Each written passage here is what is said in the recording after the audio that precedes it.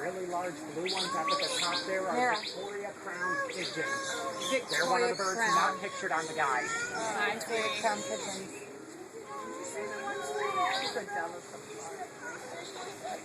White and black pigeons above us are pied imperial pigeon.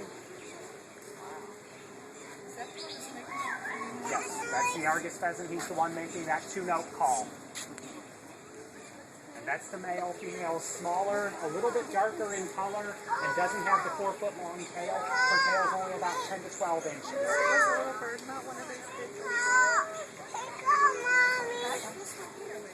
What's he called? The loud one that was calling is up on the wall. It's an Argus pheasant. Great Argus pheasant is called. I'm glad it wasn't a great Argus pheasant. You would have it. Little one sounds good.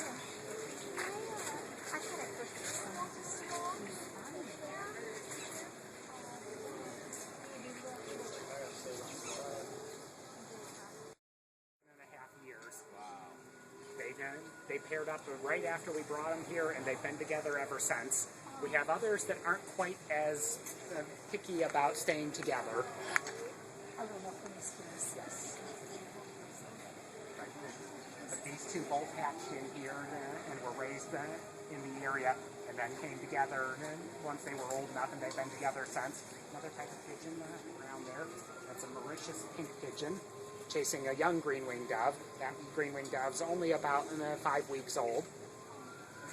And she already got some stuff on her feet, so we'll have to get her cleaned up. Young doves are not real good about picking things off of their feet. She's got a little bit of moss on there. So we're constantly keeping an eye on their feet when they're this young because they do this. This Mauritius pink pigeon, one of the most endangered types of birds in the world, only about 325 left. This is our male. The female, let's see, I'm not sure where she's hiding right now. Out in the world. Out of those, about 150 are in captivity. The goal eventually is to reintroduce a large population back onto Mauritius once the island is stable. There's a huge amount of poaching and deforestation on the island right now, so we can't introduce birds back in.